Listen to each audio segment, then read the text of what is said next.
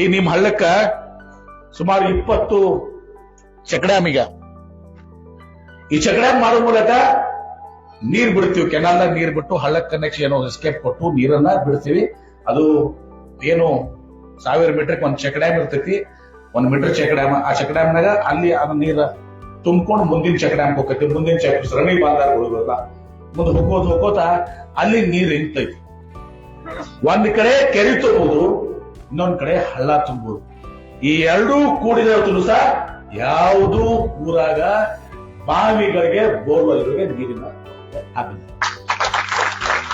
ಇದು ಮತ್ತೆ ಸಣ್ಣ ಪುಟ್ಟ ಯೋಜನೆ ಅಲ್ಲ. 10 ಪ್ಯಾಕೇಜ್ ನಮ್ಮ ಮತಕ್ಷೇತ್ರದಲ್ಲಿ. ಇವತ್ತು ಒಂದು ಪ್ಯಾಕೇಜ್, ನಿಮ್ದು ಏನ್ ಪ್ಯಾಕೇಜ್ ಅದಲ್ಲ, 10 ಕೋಟಿ ರೂಪಾಯಿ. ಎಷ್ಟು? 10 ಕೋಟಿ ರೂಪಾಯಿ. ಎಲ್ಲಾ 10 ಪ್ಯಾಕೇಜ್ ಕೂಡಿದ ಸುಮಾರು 100 ಕೋಟಿ ರೂಪಾಯಿ ಆಗ್ತದೆ.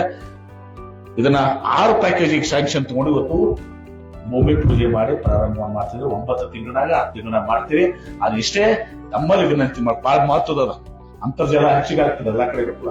ಬಾವಿ ಬೋರ್ವೆಲ್ ಈ ಕಡೆಗೆ ಕೆರೆ ಬಾಳೆಗಳಿಗೆಲ್ಲ ಕೂಡಿ ಇಡೀ ಭಾರತ ದೇಶ ಇವತ್ತು ನಮ್ಮ ಕಡೆ ವಿಜಯಪುರ ಜಿಲ್ಲೆಗೆ ಬಂದು ನೋಡಿ ಅಂತರ್ಜಲ ನಿರ್ವಹಣೆಯಲ್ಲಿ ಇವತ್ತು ಇಡೀ ದೇಶಕ್ಕೆ ನಾವು ಒಂದು ದೊಡ್ಡ ಒಂದು ಸಂದೇಶವನ್ನ ಇವತ್ತು ನಾವು ಕೊಡ್ತಾ ಇದ್ದೀವಿ.